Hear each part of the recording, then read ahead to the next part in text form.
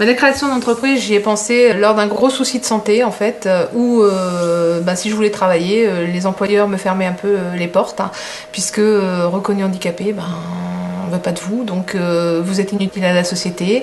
Et à partir de ce moment-là, je dis non, je ne suis pas inutile à la société, j'ai des diplômes, j'ai une envie, j'ai envie de travailler, s'il faut que je crée mon emploi, je vais le créer.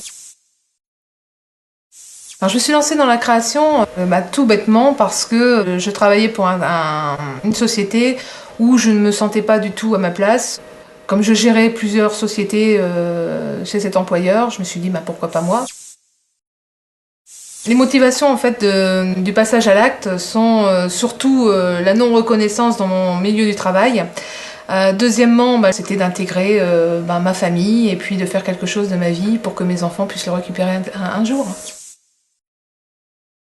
Alors les avantages d'être à son compte, il est évident, comme tout le monde pourrait le penser, c'est qu'on gère son propre temps. L'avantage, effectivement, c'est, j'ai des enfants personnellement, si je dois m'occuper d'eux pendant 1 heure ou deux, je peux le faire et puis reprendre mon travail même à 22 heures le soir, c'est pas gênant.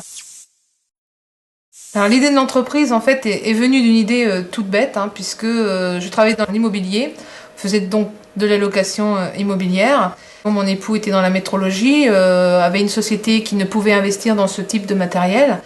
Et une idée un petit peu folle sur le moment de dire pourquoi on n'achèterait pas le matériel et qu'on ne le mettrait pas à la location.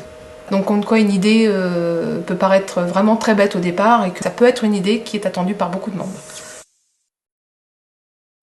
Je pense pas en fait qu'au départ j'étais dirigée vers la création d'entreprise. J'ai un bac B qui m'a orientée bien sûr sur tout ce qui est économie, comptabilité. J'ai fait un doc de droit, donc effectivement tout ce qui est juridique, j'y suis assez sensibilisée. Maintenant, de là à gérer une entreprise, c'est quand même et la comptabilité et le droit et aussi la prospection commerciale où on n'est pas forcément aussi préparé. Pour la création d'entreprise, déjà, la première chose qu'il faut avoir, c'est déjà le courage. Et puis, il faut être passionné.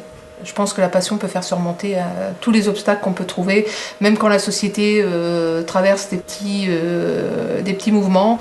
Quand on est sûr de ce qu'on fait et qu'on le fait honnêtement aussi, l'honnêteté, je pense que qui est une chose importante aussi.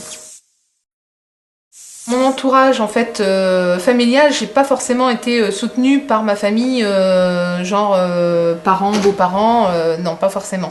Par contre, heureusement, dans la famille proche, c'est-à-dire mon époux, mes enfants, si j'étais pas soutenue par eux, je pense que de toute façon on serait pas là aujourd'hui. Si c'était à refaire, je repars tout de suite. Je sais pas si ce serait de la même façon, mais oui, je le referais. Je le referais.